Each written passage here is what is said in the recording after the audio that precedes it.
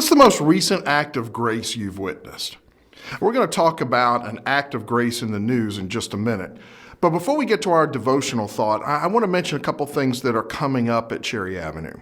Now, if you're already working in children's ministry or you're interested in being involved in working with our kids, we're having a children's ministry worker training session this coming Saturday, June 11th, from 10 a.m. to noon. And we're going to have a second session for those who can't make it on Saturday, Wednesday, June 15th from 6 to 8 p.m. We want to make sure you have all the tools that you need to be successful in children's ministry. So we encourage you to join us for one of these sessions. Ladies, there's a ladies retreat August 11th through 13th. This is going to be a special weekend we have planned for our ladies, and we want you to be a part of that if you possibly can. Registrations need to be in by June 15th, and you can register by emailing Wendy Ellis at the address below.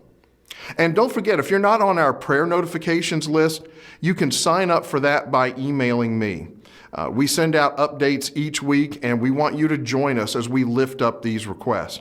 And so if you would like to get those updates and you aren't yet, just call the office or email me, and we'll get you set up with that. Okay, full disclosure up front, I'm a Yankees fan. Have been since before Steinbrenner even bought the team. This is what my home office looks like. Beautiful, isn't it? So I admit that I'm not impartial, but this really isn't about baseball. This is about grace. Last week during a broadcast, Minnesota Twins announcer and former Major League pitcher Jim Kaat was discussing current pitchers he's impressed by. And he mentioned how much he liked Yankees pitcher Nestor Cortes, talking about how dominant he's been over the past 2 seasons.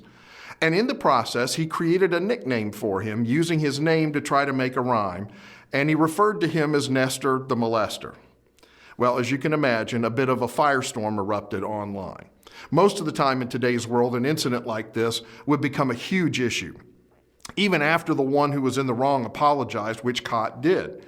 The sports talk shows would be obsessed with it, and Twitter would melt down over it. But in a move that's increasingly rare these days, the victim offered grace. Cortes hopped on Twitter and made a statement. Listen to what he said. He said, "Jim Kaat has spent an entire lifetime in this game we love. He reached out to me and apologized for his remark last night, but he didn't need to. We all make mistakes and feel 100% there was no malice intended.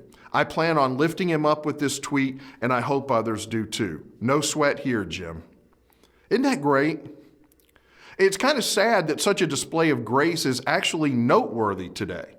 But we live in a world where the media and the internet are consumed with divisiveness and victimhood and using any real or even perceived slight to promote one person while tearing down others. Our media are far more concerned with stirring the pot than they are with fostering peace. And in reality, the internet blows up these issues to make them seem more prevalent than they are.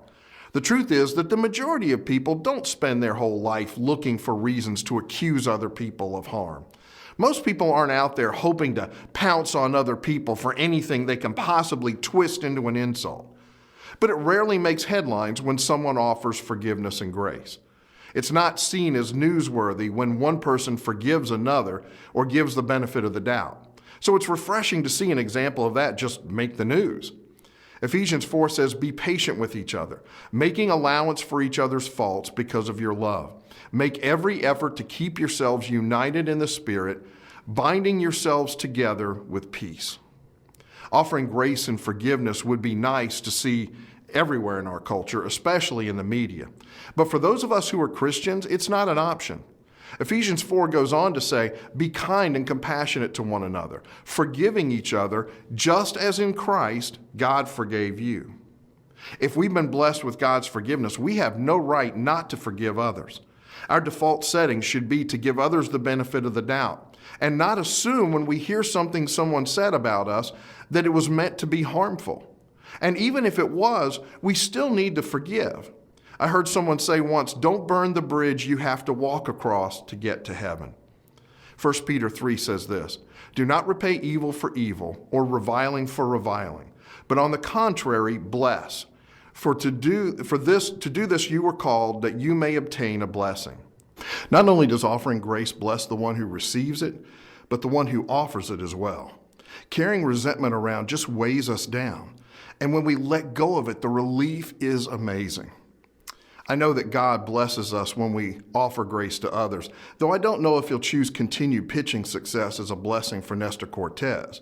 But if he did, well,